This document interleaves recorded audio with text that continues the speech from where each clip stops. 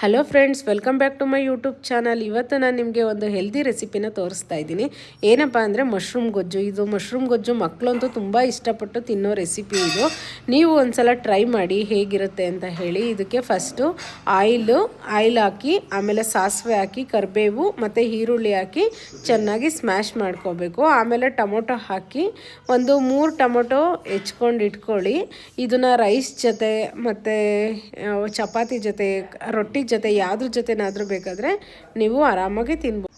ನೀಟಾಗಿದು smash ಆಗಬೇಕು tomato.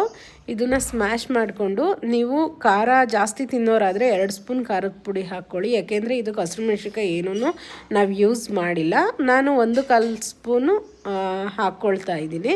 1 packet ಮಶ್ರೂಮ್ನ add ಮಾಡ್ಕೊಳ್ಳೋಕ್ಕೆ 3 tomato, 2 ಈರುಳ್ಳಿನ ಯೂಸ್ ಮಾಡಿದ್ರೆ ಸಾಕು. ರುಚಿಗೆ ತಕ್ಕಷ್ಟು ಉಪ್ಪು ಹಾಕ್ಕೊಳ್ಳಿ. ಇದನ್ನು ಆರಾಮಾಗಿ 3 to 4 ಮೆಂಬರ್ಸ್ ಒನ್ ಟೈಮ್ಗೆ ತಿನ್ಬೋದು, ಅಷ್ಟಾಗುತ್ತೆ ಇದು. ಇದಕ್ಕೆ ಮಶ್ರೂಮ್ ಆ್ಯಡ್ ಮಾಡ್ಕೊಳ್ತಿದ್ದೀನಿ. ಇದನ್ನು ತುಂಬ ಹೊತ್ತು ಬೇಯಿಸಬೇಕು ಅಂತ ಏನಿಲ್ಲ. ಒಂದು 5 ಮಿನಿಟ್ಸಲ್ಲಿ ಈ ಗೊಜ್ಜು ರೆಡಿಯಾಗಿ ಹೋಗ್ಬಿಡುತ್ತೆ. ನೀಟಾಗಿ ಹೆಚ್ಚಿಟ್ಕೊಂಡ್ಬಿಟ್ರೆ ಆಮೇಲೆ ಇದನ್ನು ನೀಟಾಗಿ ಕೈ ಆಡ್ಕೊಳ್ಳಿ, ಮಿಕ್ಸ್ ಮಾಡೋಣ. ಮಿಕ್ಸ್ ಮಾಡಾದಮೇಲೆ ಇದಕ್ಕೆ ಸ್ವಲ್ಪ ನೀರು ಆ್ಯಡ್ ಮಾಡ್ಕೊಳ್ಳೋಣ.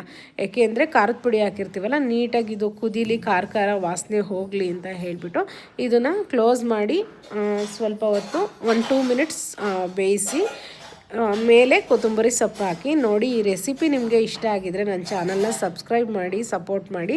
ನಿಮಗೆ ಹೆಚ್ಚಿನ ಇನ್ನೂ ರೆಸಿಪಿ ಬೇಕು ಅನ್ನೋದಾದರೆ ತಿಳಿಸ್ಕೊಡಿ, ಯಾವ ರೀತಿ ರೆಸಿಪಿ ಬೇಕು ಅನ್ನೋದನ್ನ ನಾನು ನಿಮಗೆ ಅದನ್ನು ಮಾಡಿಬಿಟ್ಟು ತೋರಿಸ್ತೀನಿ. Thank you so much.